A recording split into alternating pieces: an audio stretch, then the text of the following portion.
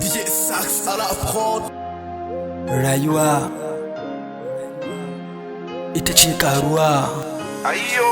Rayuwa ita ce karuwa. Nema kake karkai sarewa. Aikin kuɗi muke nemowa. Allah shine mai karowa. Cikin aikinmu ba mu sarewa.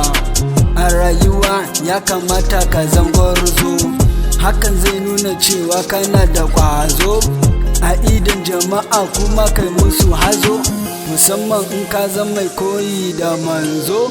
A wurin Allah musulunci shine addini. Kowaye kai akan hakan sai ka bar ni.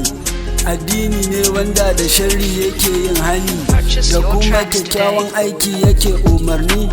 Addini ne babu ƙauye baya zancen 'yan birni. Da Allah da manzo su zani ma biyayya, don su kaɗai ake yi ma tsantsar soyayya. Ko da yaushe ya kamata mu kyauta niyya, in mun roƙi Allah kuma kar da mu karaya. In baka ji bari ba za ka ji hoho, a rayuwa ka girmama tsoho. Mataccen jini cire shi sai da kaho, in baka ɗaukan shawara ka zama loho. Wankan yara ya fi daɗi a cikin baho, mara ido shine ake kira da makaho.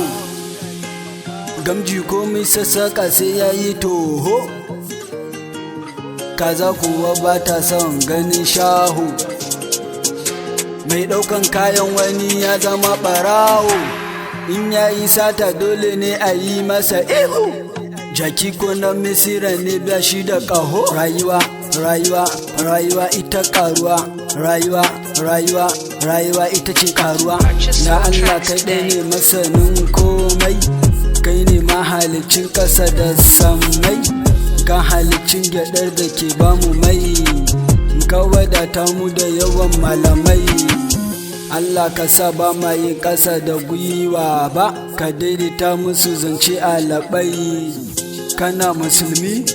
Ka san ba kyau ka yi ba a uwa, a ƙasar Hausa ake kira da baba.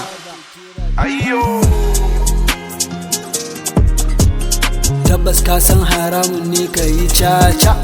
Zalunci babu kyau ko da a zamanin da. In kana da gaskiya karka ji tsoron ɗana gari baya jawowa gidansu jarfa. Duk ɗan kasuwa riba yake so ya kirga. Masu yin abu burinsa a yi masa araha, a wurin wasu ya zama musu bala'i. Asali wani jika yana da kakaka. A wannan lokacin kowa yana kukan wahala. Rayuwa tana tare da ƙalubale, in ka daure wata rana daɗi zai zo. Yamanna